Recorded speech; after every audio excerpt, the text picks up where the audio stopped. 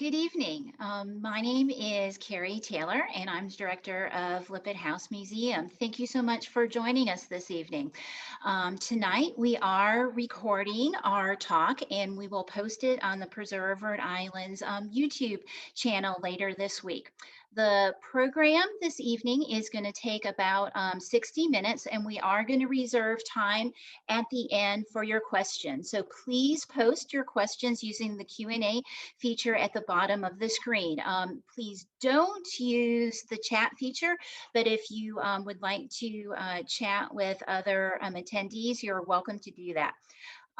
Since we can't gather in person at Lippet House, we thought that this would be a good time to extend an invitation to speak to a friend and colleague, Susan Fletcher, who has recently published Exploring the History of Childhood and Play Through 50 Historic Treasures. Susan lives in Colorado Springs, so we normally wouldn't be able to invite her to Rhode Island for a talk, but we thought that this was a great opportunity to hear from a scholar who examines the connections between culture and put that in historical context. And we thought it would be interesting to have Susan tell these stories virtually in Providence, given our area's connection to one of the great American toy manufacturers and marketers, Hasbro. I hoped it would be a topic that many would find interesting, especially since so many of the toys and games we know today have their origins in the 19th and 20th century, and especially since this is the time period that we focus on here at Lippet House Museum. This evening, we are fortunate to benefit from Susan's expertise. Susan Fletcher is a public historian, writer, and artist, and she earned her MA in history from Indiana University, Purdue University, Indianapolis. She serves as the Director of History and Archives for the Navigators and Glen Eyrie, the 1871 Tudor-style home of General William Jackson Palmer in Colorado Springs. She is also the founder and CEO of History Joy Consulting, an archives and museum consulting firm. So without further ado, we're going to turn things over to Susan. All right. Well, thank you all so much for joining the program today. I'm absolutely delighted to be joining you from Colorado Springs. And thank you to Carrie for inviting me. Um, I wrote a book about the history of childhood and play through the lens of looking at 50 different toys and games. And I thought I would share some of those toys and games with you all tonight. First of all, I thought I would set the stage for this by telling you a little bit more about some of the ways that childhood is changing from like the Civil War on up through the First World War. I understand that that's the period of significance for the Lippet House. So this is a really fascinating time period in American history because what it means to be a child is undergoing seismic changes. Like those of us who grew up in the 20th century, it's pretty easy to believe that our upbringing, is the way that all children have been brought up. Most of us probably had lots of time to play, some of us more so than others, but, I would imagine that we had time to play, even if our families weren't able to provide us a lot of toys. You probably had time to play outside, climb trees, make mud pies. You probably had leisure time. That wasn't necessarily true of children in the 19th century. So, children in the 19th century are undergoing some really big changes in what it means to be a kid. So, um, in the American colonial period, the settlers, the colonists, had a particular view of their children. Childhood was very, very dangerous in the American colonies. Kids were very vulnerable to disease, like lack of food. Infant mortality was very common. It was also pretty rare for a child to actually make it to adulthood. So children were encouraged to grow up as quickly as possible, survive those early years, and then become adults and become fully functioning grown-ups. So children certainly played with toys. Girls played with dolls. They were toys for those children to play with, but like the concept of childhood itself as a totally separate period of life was something certainly very rare. Like that, people didn't think of childhood in quite that same way. So it was in the 19th century that people started thinking of, the ages from maybe 2 years old up through about 12 years old as a distinct period of life. It's kind of when childhood itself is invented. People, as people are starting to get more stable food sources, as infant mortality is starting to decline, parents are a little bit more willing to see this period as a period of life that needs to be protected, and also a period of life that needs its own material culture. So historians talk about material culture referring to all kinds of things. You can have like material culture of clothes or furniture. You can also have the material culture of play. So you might be hearing me refer to that often in my presentation. Also in the 19th century, there are a lot of theorists, just like we have today, experts telling us how to raise our kids. There are a lot of experts in the 19th century telling people how to raise their children, especially Lydia Maria Child. You guys might have heard of her. She wrote the Mother's Own Book and the Girl's Own Book. She was an expert in like the 1830s and 40s on childhood and what children need to learn and thrive. So I thought I would start this presentation here by having us look at Hey Google, first toy. turn the guest bedroom light off. So this is the first toy that I want to talk about. This is the Checkered game of life. So in the very early 19th century, there is a huge emphasis on children are starting to acquire some time to play, and people are starting to see childhood as a distinct phase of life. And there's starting to be more and more culture devoted to children's play. So in like the 1840s, you start to get board games such as the Mansion of Happiness.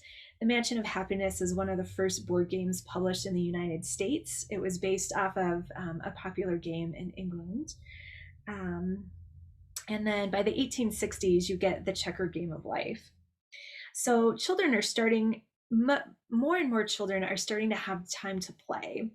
So whereas when the United States was very largely agricultural, children who are helping out on their family farms don't have a ton of free time. They're helping in the fields, especially enslaved children. I mean, these poor kids don't have really any time to play at all.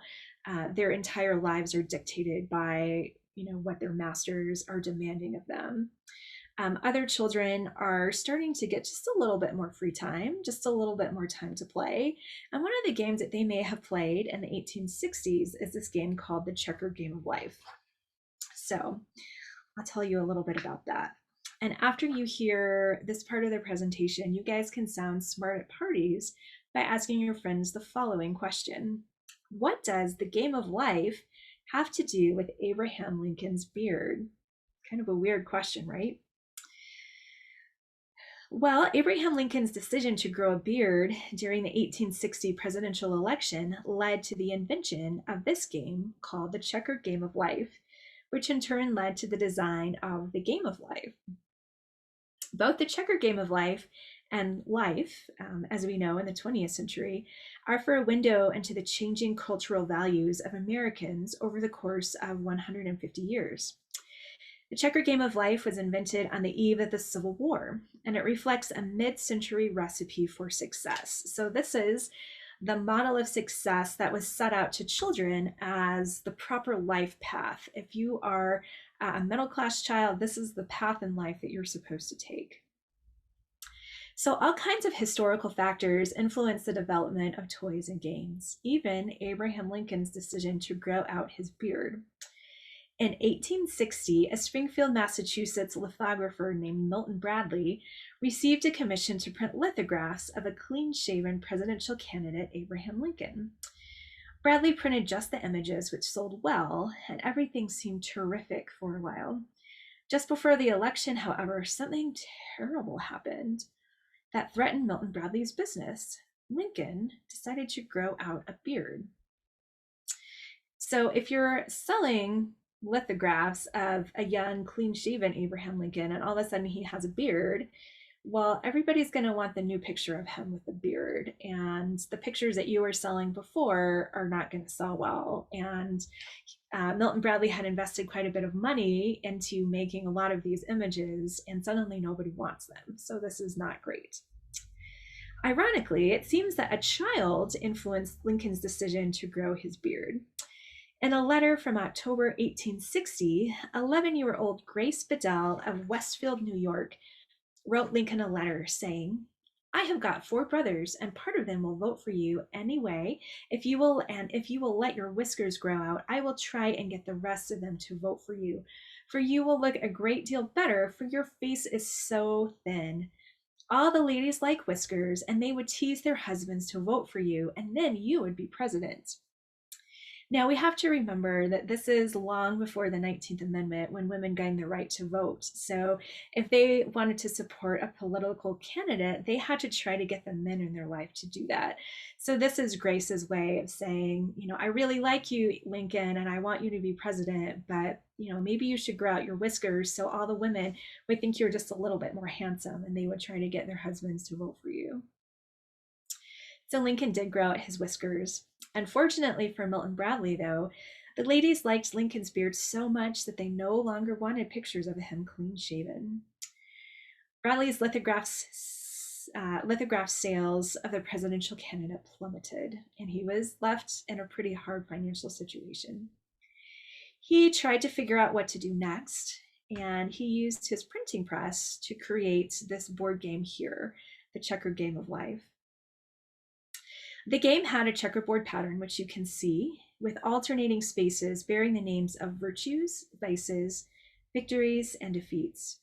Players won the game by attaining, quote, happy old age when they accumulated 100 points. The rulebook stated that the game is, quote, intended to present the various virtues and vices in their natural relation to one another, the whole embodied in an attractive and entertaining amusement. So I have to back up here just a little bit and comment on the changing nature of board games themselves.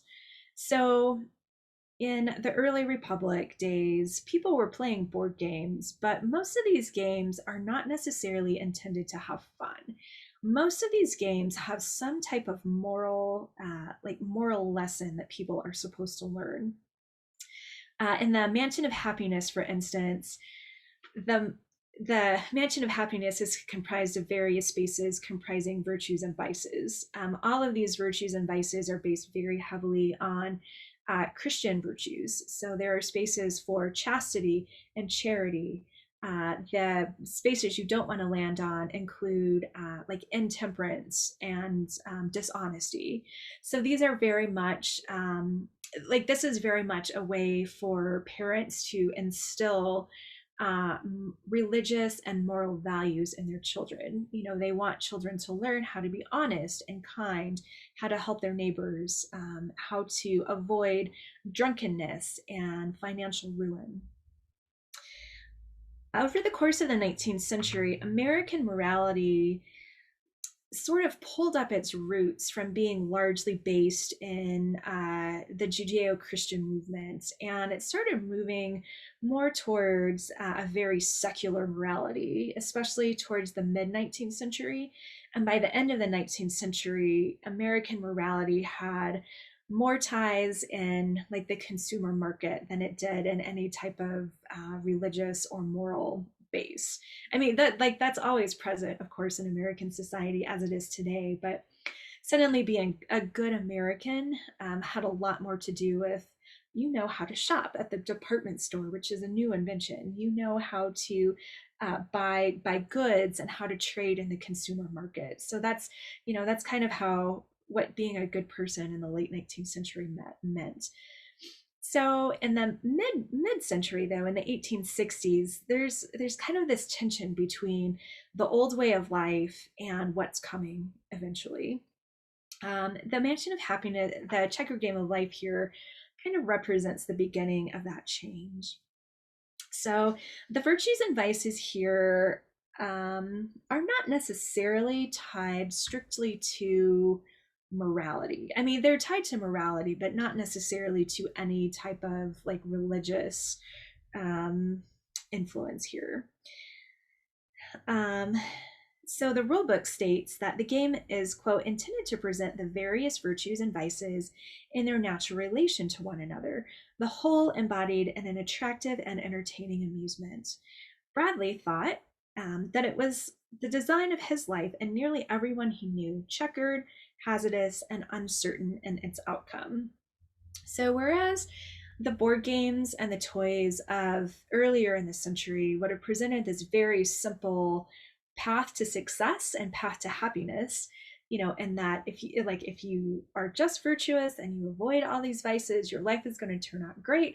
You're going to reach the mansion of happiness and everything is going to turn out perfectly for you.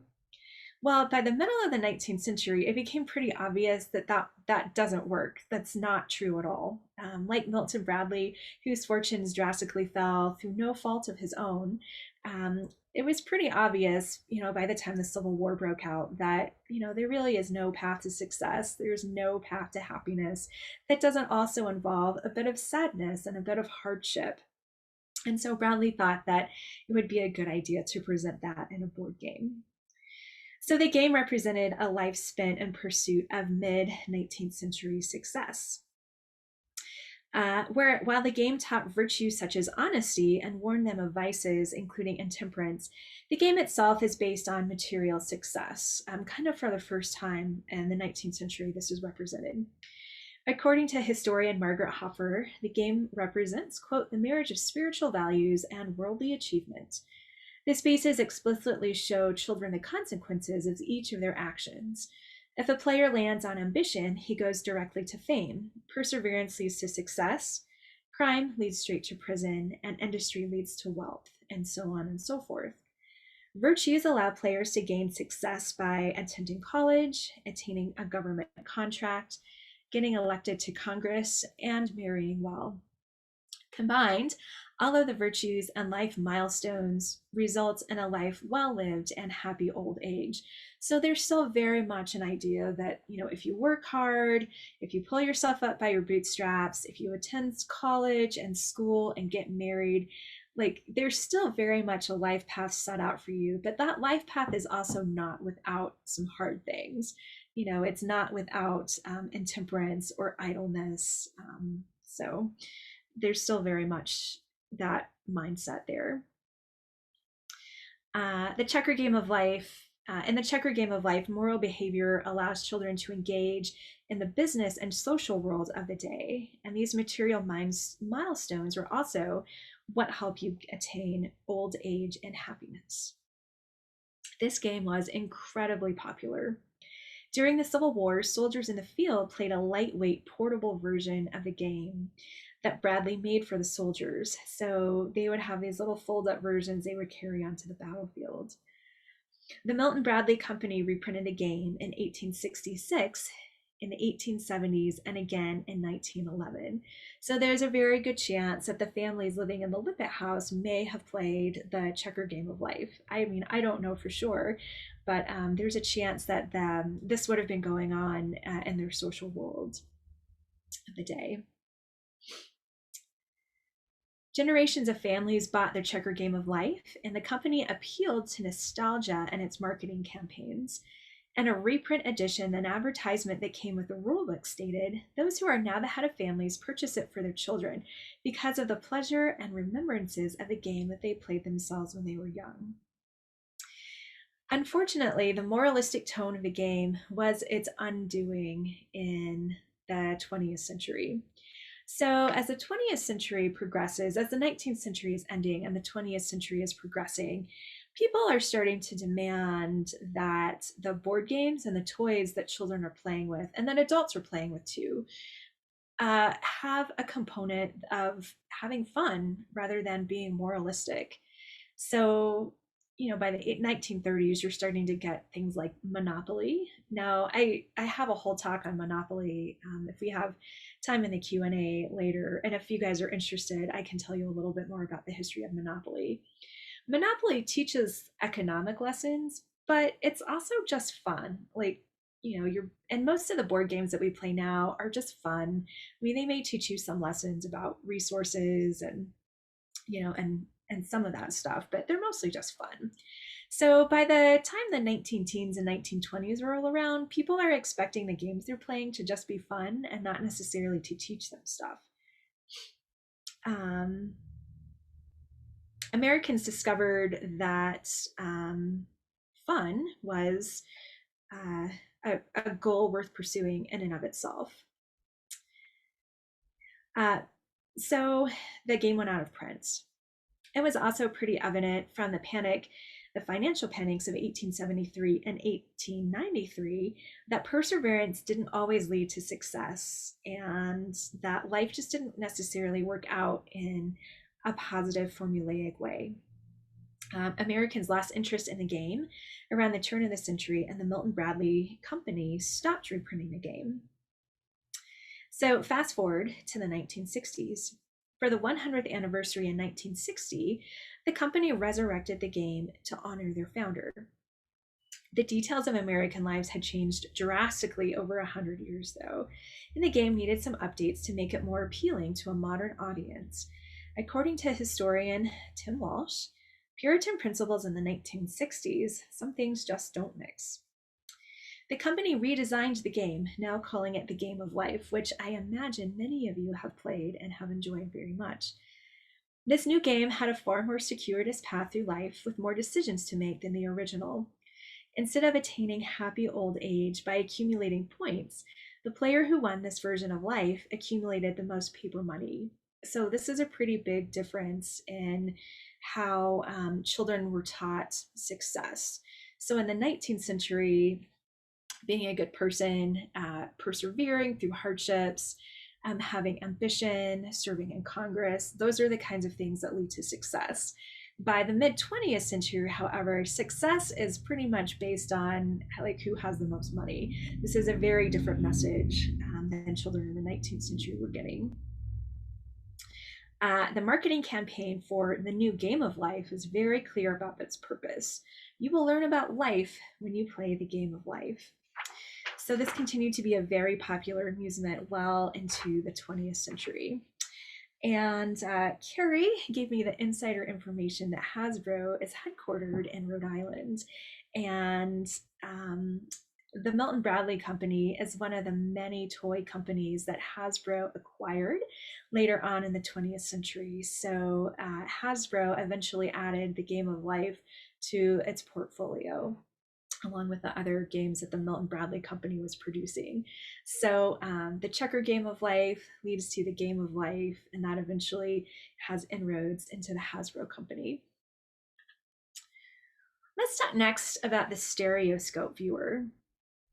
So if you visit a Victorian house museum, including the Lippitt House, you're probably going to see a stereoscope viewer and its cards laying around on a side table. This is pretty much standard accessories for just about any house museum in the late 19th century and basically any part of the country.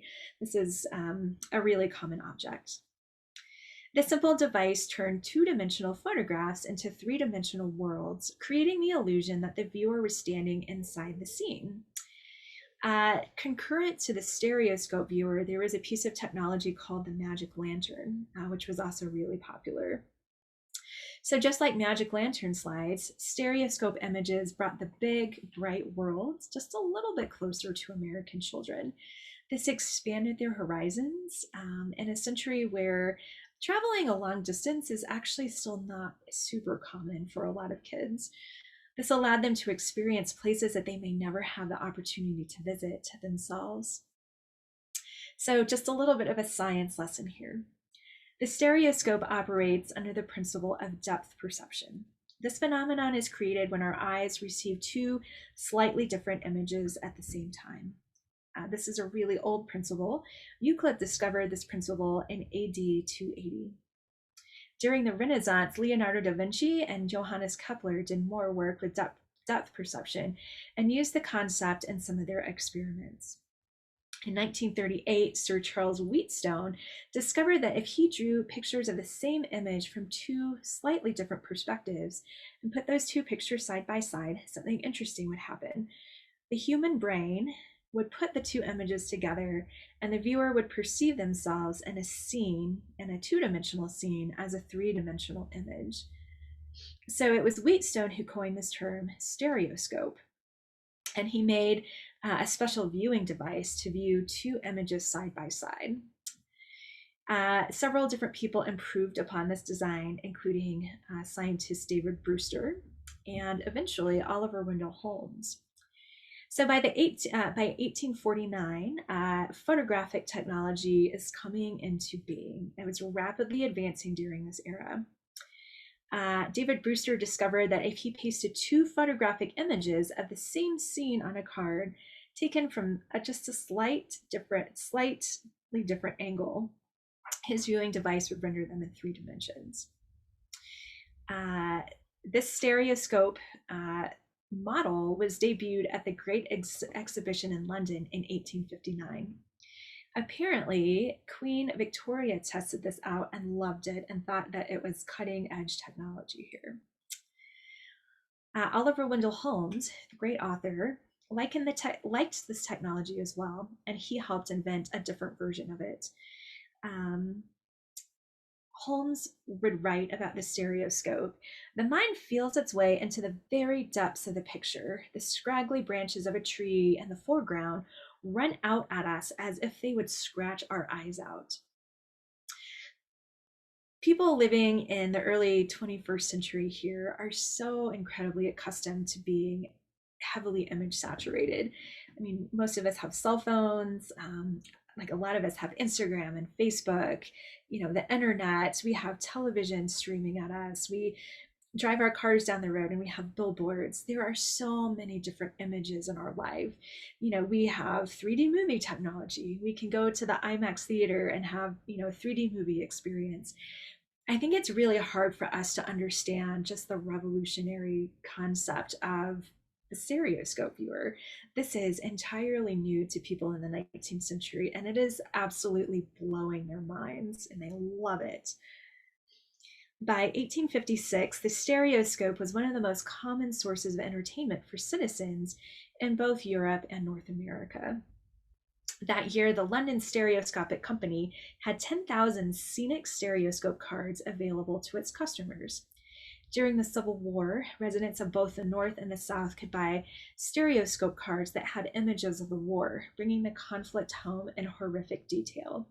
So prior to the American Civil War, if people back home on the home front wanted to know what was going on the front lines, they could read about it in the newspaper. They could see paintings that artists would later render. This is really the first time that Americans are seeing what's going on the battlefields, and it is horrific. And with the stereoscope, they could even see this in 3D, and it was not pretty. Stereoscopes after the war were certainly used for much more pleasant scenes, though. Oliver Wendell Holmes prophesied the stereoscope's ability to bring people together from all parts of the world, remarking, "The stereoscope is to be the card of introduction to make all mankind acquainted." A 1909 advertisement declared, "The best way to acquaint children's minds with foreign objects and foreign modes of living, next to actually letting them visit the different places, is with the stereoscope." This technology was affordable to most middle-class families, as the viewers sold for 69 cents and the cards were only 5 cents each in 1909. So this is a pretty affordable piece of technology here. At this time, travel is still pretty difficult, even though railroads are starting to crisscross the country and more people are starting to be able to travel a little bit. It's not incredibly common for a kid, especially a kid, to just be able to go wherever they want and do whatever they want. So in order to learn about the big wide world, the world needed to come to them. And so the world was able to come to them in the form of these stereoscopic images. If a child couldn't travel to Paris or see a famous monument in Asia, she could look at a stereoscope and feel like she was actually there. Stereoscope views were also very popular tools in Western boosterism. Now, I live out here in the West, and we have all kinds of stereoscopic images of the town where I live, Colorado Springs. During the 1870s and 80s, stereoscope cards of gorgeous Pikes Peak and Cheyenne Canyon attracted tourists and potential residents to the new community of Colorado Springs. A card that featured Balanced Rock and Garden of the Gods had side-by-side images of a woman pretending to hold up the gravity-defying rocks. Who wouldn't want to travel out west to attempt such a feat themselves? So these are very much used for commercial purposes and for purposes of attracting settlers out west. These cards are also interesting because they show children how they ought to be playing. Images of other children playing with dolls and carriages expose kids to the array of material objects available to them and how they ought to be playing. So whereas before, if a child wanted to know how, the kids who are living in another town were playing, they could read about that in children's magazines and they could see engravings in those magazines, but those don't really give you a picture of how other people's bedrooms looked, how other people's toy rooms looked. So when you're able to see that in a stereoscope, you suddenly start to think, oh, well, the little girl in that stereoscopic image, well, she has 10 dolls. I only have one doll. Something isn't quite right here. So this is kind of the beginning of this gap between what I have and what I see other people having, and it creates this kind of desire to have more. This is the first time that children are kind of able to see this so vividly displayed in photographs. As with the magic lantern, the stereoscope declined in popularity during the early 20th century due to the invention of moving images, because let's face it, next to movies, stereoscopes are just not that exciting. However, the novelty factor of the stereoscope continued to fascinate kids well into the future. In the summer of 1945, some New York City school children discovered a collection of 600 stereoscope cards at a small branch of the Brooklyn Public Library. The Brooklyn Daily Eagle remarked that the kids had found, quote, entertainment possibilities rivaling the movies. In fact, the youngsters whose tongues twisted on the word stereoscope referred to the machines most frequently as movies. They're also called cameras or telescopes because the kids just didn't know what this was. They didn't know what to call it. This artifact of the before, the olden days, kind of as these children in the 1940s would have been playing with them. The children of the 1940s didn't know what that technology was called, but they loved it anyway. Viewing the old-fashioned cards at the library became all the rage that summer. Eventually, the librarians had to set aside certain days of the month to handle the crowds. The article concluded saying, the problems of distributing the stereoscopes, keeping the various groups of slides intact, and warding off conflicts threatening between those using the machines and those waiting in line for them had kept the librarians busy. So the next time you see a stereoscope viewer at a house museum, I want you to think about all the different ways that would have enlarged both children and adults' worlds. It would have brought very far away places close to home. This would have been a really revolutionary piece of technology to be able to step into the photograph itself and to feel like you were actually there. So people also had stereoscope viewing parties. So if you've got a new set of stereoscope cards, you might invite your friends over and I'll pass the viewer and the cards around and talk, and you view the cards. So this was stereoscopes are pretty special in a lot of different ways. The stereoscopic technology, of course, is still with us in the 20th century. The Viewmaster was invented in the 1930s using much of the same technology. So two different pieces of glass viewing an image in a Viewmaster reel. I can talk a little bit more about that if someone is interested in that. You can also read about that in the book. There's a whole chapter on the Viewmaster. And then, of course, in the 1980s, which is when I grew up, we still had Viewmasters, those little red plastic things that you would put up here and, slide the little yellow button. And then I think that the stereoscopic technology is still with us in like 3D movies and that sort of thing. So it's a big deal. Something else that you might see in a typical Victorian house museum is a dollhouse. One of the big themes of childhood in the 19th century, especially, is the importance of instilling gender identity and education about proper gender roles in a child's playtime. So we do the same thing with our children now. We try to teach them how to be, grown-up men and grown-up ladies through various methods of child rearing. But that was especially important in the 19th century. Gender education was incredibly important, and it took up a lot of time in children's play. So in 1974, a writer named Nicole Cooley had her mother build a Victorian dollhouse. It was a Victorian home furnished with handmade curtains and rugs, and even had a real electric light. Cooley later recalled, "The dollhouse is the best toy I could ever own. When I arranged the tiny brass bed or slid a plastic roast chicken into the oven, I entered into another universe. And yet, at the same time, I also ventured more deeply inside myself."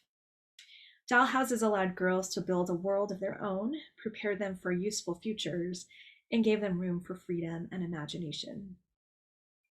Although we think of dollhouses as primarily children's toys now, they certainly didn't start out that way. They started out as miniature houses that were art pieces.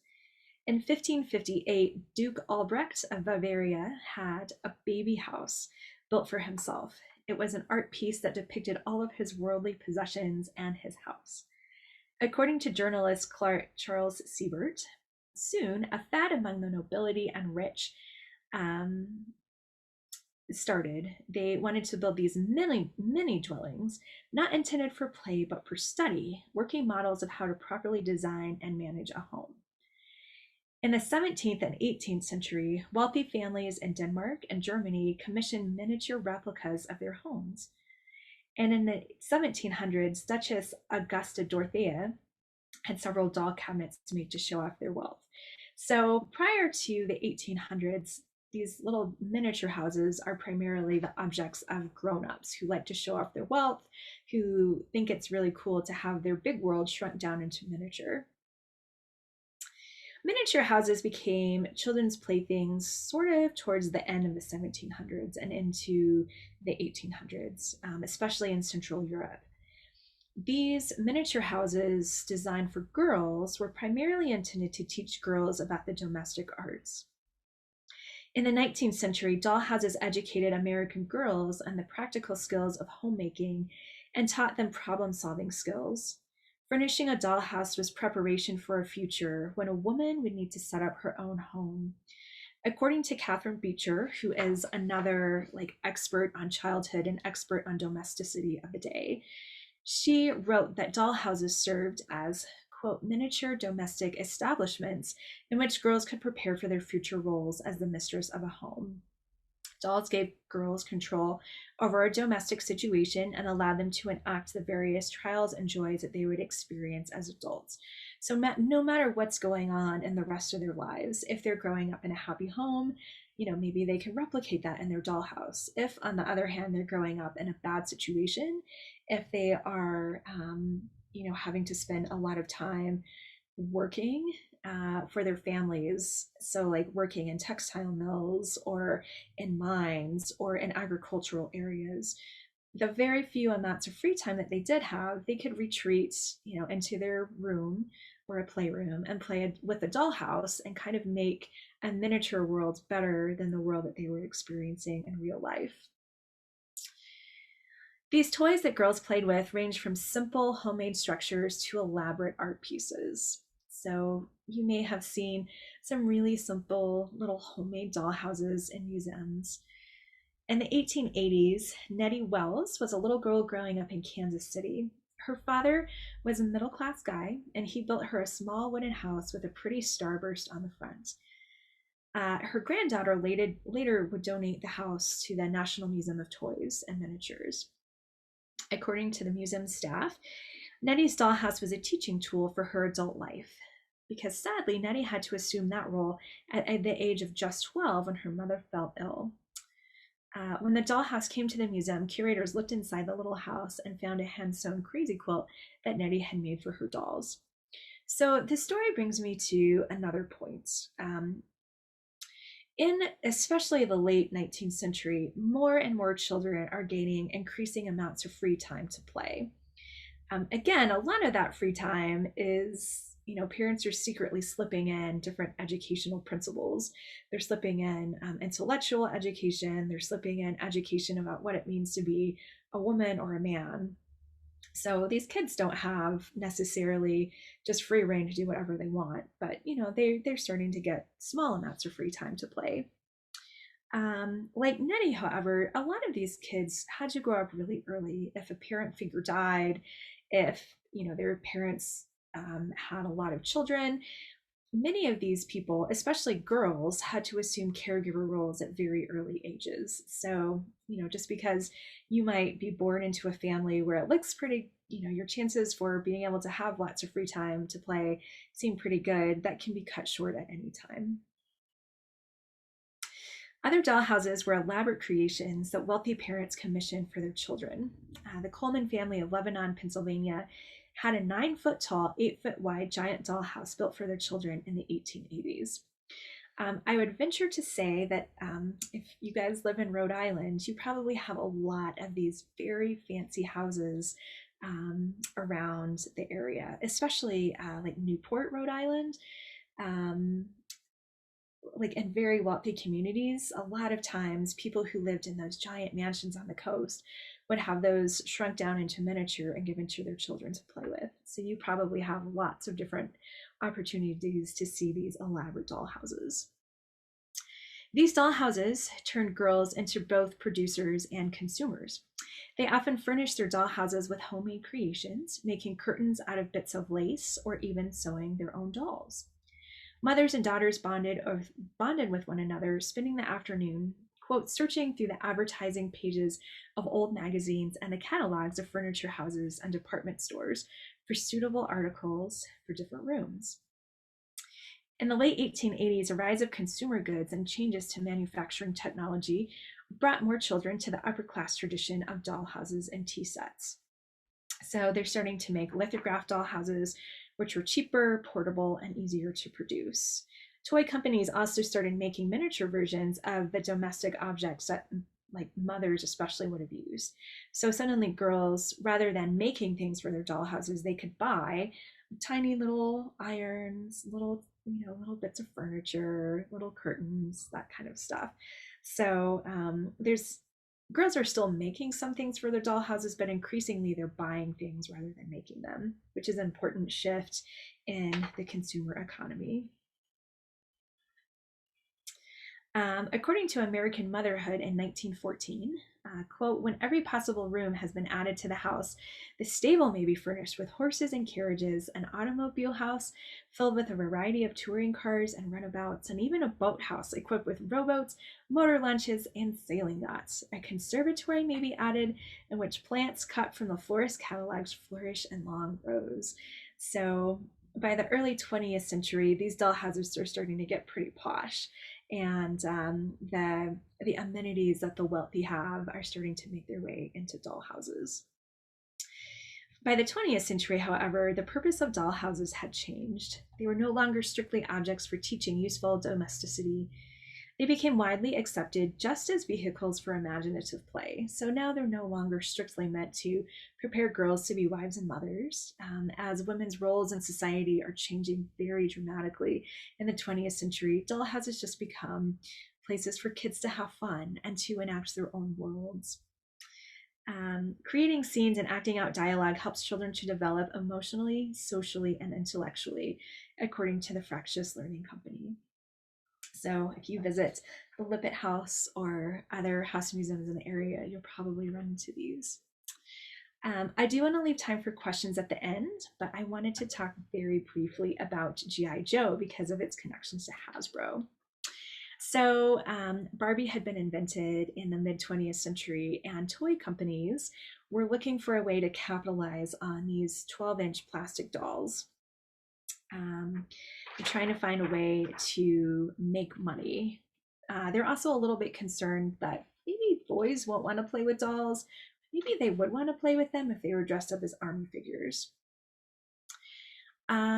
So Stan Weston, a licensing agent who had pitched a variety of other toys, decided that a toy soldier might be the way to go.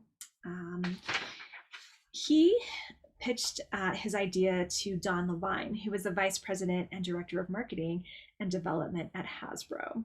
And the two of them at Hasbro developed action figures that could articulate and move, just like the artist models that were sold in stores. They produced the first G.I. Joe action figure in 1964. The company named them after generic terms for an infantry soldier from World War I and World War II. The original 11.5-inch figures, let's not call them dolls, these are action figures, represented the four branches of the military, with a G.I. Joe action Marine, sailor, pilot, and soldier. In its marketing campaign, Hasbro appealed to the age-old phenomenon of boys playing with toy soldiers. So there is a long tradition of boys playing with tin soldiers, with military figures, and this plays right into it. They're also playing up the notion of a boy's relationship with his father. In the 1960s, a lot of fathers who are raising their children may have served in the Korean War. They may have military experience of their own. So there's a pretty good chance that they would want to transmit the values of national service to their children. And what a better way to do that than through stuff like G.I. Joe. I did want to mention that G.I. Joe, during the 1960s, G.I. Joe was military, and people were pretty happy about that. In the 1970s, however, with the Vietnam War, with the OPEC oil crisis, poor G.I. Joe has a really hard time. With the rise of the Vietnam War, people are feeling very ambivalent about military toys. There are a lot of protests at like the New York toy fairs all over the country, from mothers who say the sale of war toys perpetuates like a violent society. We need to stop selling these. Whereas toy companies, on the other hand, like Hasbro, responded by being like, we're not perpetuating anything. Like, there is war, that is reality, and we're just making toys for boys to enjoy. So there's like the new pacifist movement and the new turning away from wartime toys caused a drastic decline in the sale of G.I. Joe. They decided to rebrand G.I. Joe as an action adventure team. So suddenly G.I. Joe is no longer doing military missions, they're doing missions of exploration and discovery. For instance, the new G.I. Joes in the 70s are exploring, they're trying to find a lost mummy or the lost stingray. Eventually, Hasbro stopped making and selling G.I. Joes. This also has a lot to do with the OPEC oil crisis. Because the dolls are plastic, the sudden sharp increase in the price of petroleum is dramatically impacting the children's toy industry. So toys that are made out of plastic are suddenly becoming just too expensive to manufacture. So they stopped making them. In the 1980s, however, they revived them. And they're suddenly, Hasbro is starting to sell them as smaller action figures. G.I. Joe is interesting because it's one of the first toy lines to provide some really important representation in different ethnicities in doll figures. So I was just talking with Kathy Saunders before this presentation started, and Kathy might when I'm done talking, Kathy might tell a little bit more about her own experience playing with like African American GI Joes, and that's actually a really significant piece of American history. GI Joe was one of the first mass-produced toy lines to represent adult African American men in their toy line. Prior to that, there were some attempts to make African American baby dolls in a mass produced way, like, and some African American female dolls, but the G.I. Joe was one of the first um, action figures to represent African American men. This tradition continued. They had action figures, not dolls, that represented Native Americans, Asian Americans, and more. So G.I. Joe is pretty significant in the history of representation in dolls. So G.I. Joe also, of course, is incredibly significant to the Hasbro company, and is significant to the economy of Rhode Island. So I think I'm going to end my presentation. It looks like we have a few minutes for questions, and hopefully we'll hear from Carrie if she wants to moderate some questions for us. Yes, we do have some questions here. Thank you so much, Susan. It's great to hear some of those great stories. And for people who have been to Lippet House, I was so glad that we talked about or got to hear your comments about the doll houses, because of people who have been to Lippet House often remark on seeing the Lippet family doll house that's on the second floor of the house. And within that dollhouse, there are some manufactured furnishings, as well as many objects that were made by several generations of the Lippet family, including hand sewn rugs and lace curtains, and some rather random pieces that have been kind of acquired by different generations of the family. So it's really interesting to hear some of those stories and put that specific object in the Lippet House Museum collection into that larger context about how doll houses fill into this kind of like a gender education that you talk about. But yeah, we've got some great questions. So there's a question that talks about just the kind of more the general background that you talk about childhood and play. And the question was about the idea about the concept of play in childhood. Is that a concept that's confined to the middle and upper classes? I think you had maybe touched on that, but maybe that's something that you can expand. The question that was asked about thinking about how that relates to childhood labor in factories, mills, and mines is the question about play and childhood for, I guess, more of the working classes in America. Yeah, that's a great question. So children have always played. I mean, children have always um, enjoyed running around, climbing trees, being outdoors. Like, that's a pretty common experience for childhood throughout all cultures and in all parts of the world. Um, in American history, the amount of time that children have to do stuff like that has changed pretty dramatically. And in the 19th century, a lot of that was based on geography and class. So, during the rise of the Industrial Revolution, as children are being sent to work in factories and in mines, those poor kids are working like obscene hours in the daytime, and there's just not a lot of free time to play. Like when they're not at work and when they're not sleeping and when they're not home, of course, like they may own a rag doll, or they may own really simple toys that they may have played with for just a little bit of time, but there's just not a lot of free time for them to do stuff like that.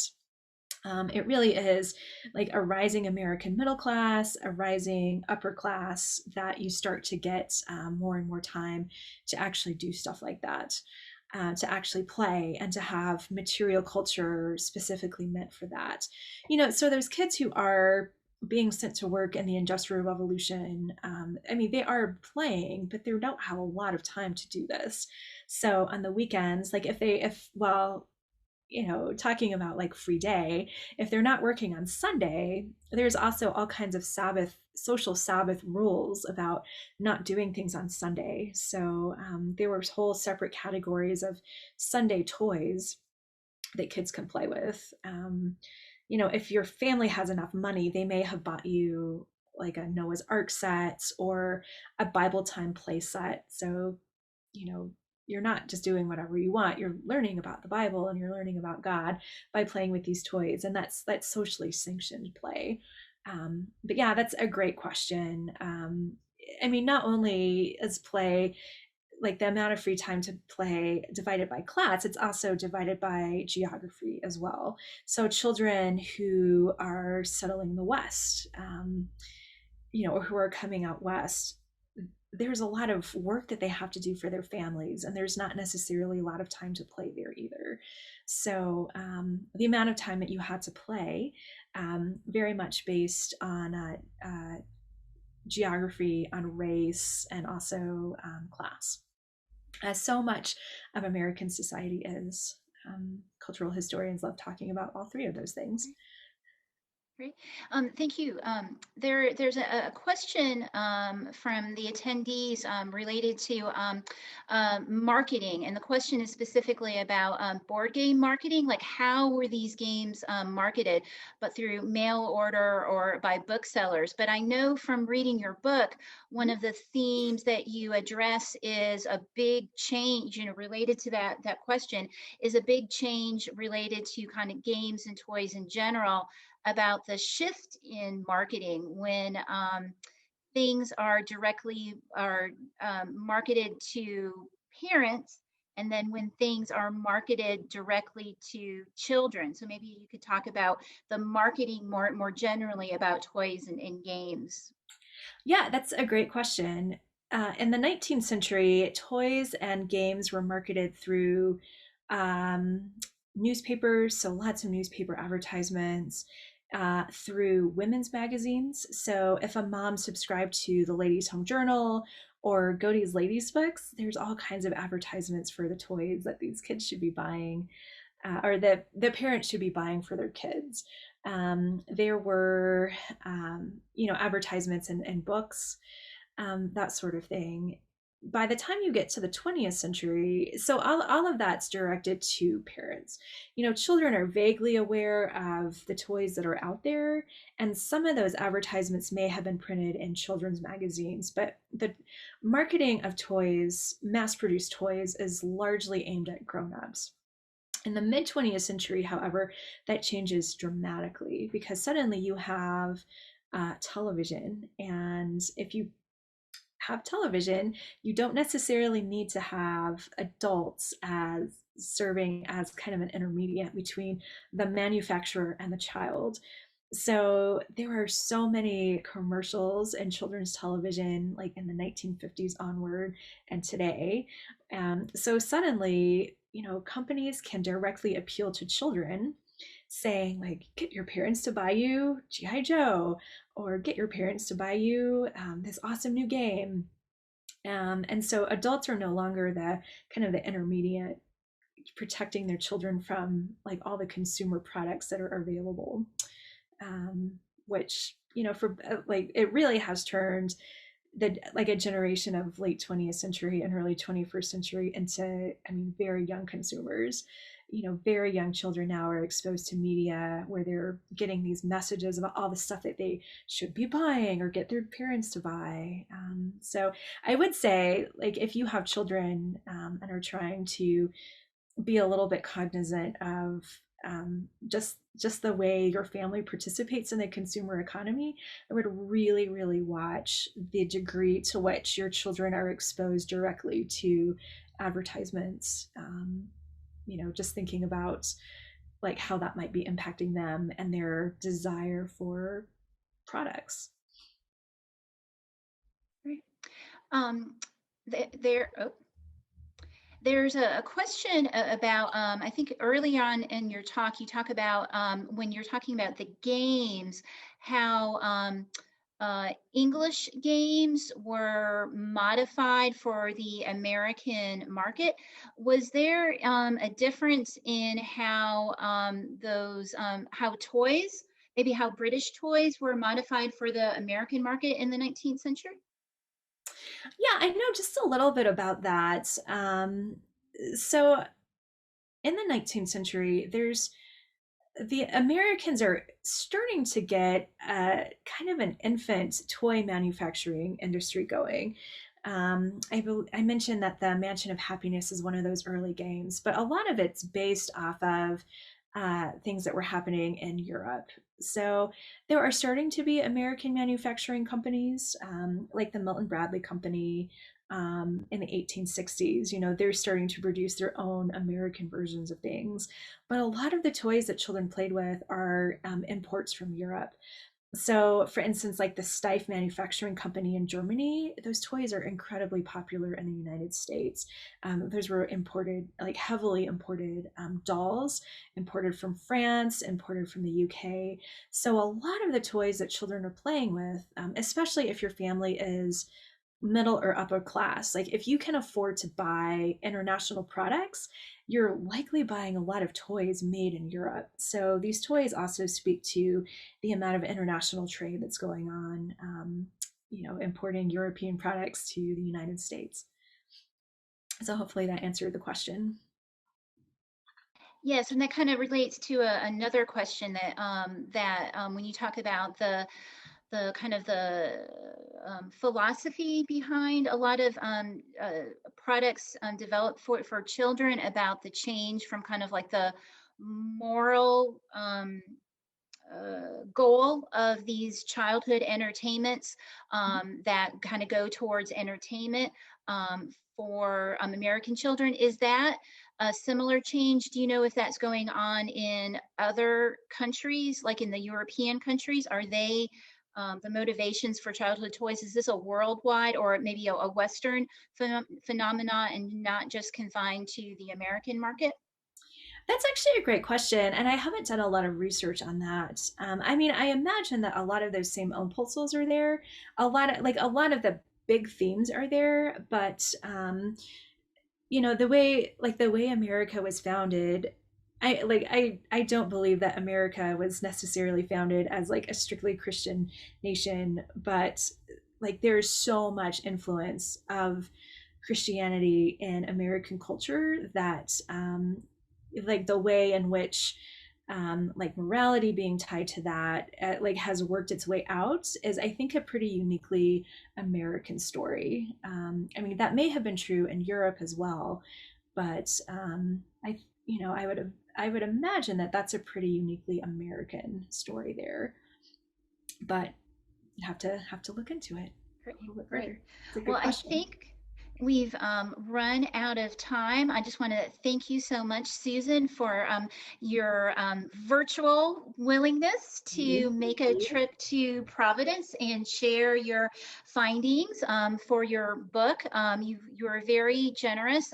We're going to follow up with everyone later this week, and we'll include a link to this recording so people can follow up. And we'll also share, Susan is sharing a publisher's discount if anyone wants to read about, I guess it would be the other 47, is that right? The other 47 toys that you examine as part of your kind of cultural look at childhood in America. You start with, I guess, really the early 19th century and take it up to the 21st century, going into things including video games. So it kind of goes from soups to nuts, looking at the material culture of childhood and in America. So thank you all for joining us. I just want to, before we go, I want to do my job as a museum director and plug our next programs that we're having here at the museum next month. We are continuing our community conversation program. We always try to do programs that promote civic engagement. And next month on March 15th and the 22nd, our theme is removing barriers, strengthening democracy, looking at issues that keep everyone in our community from fully participating in our civic society. So please check our website and sign up if you haven't already. So thank you so much, and we hope to see you again sometime soon. Thank you so much. Take care. Bye. Thank you.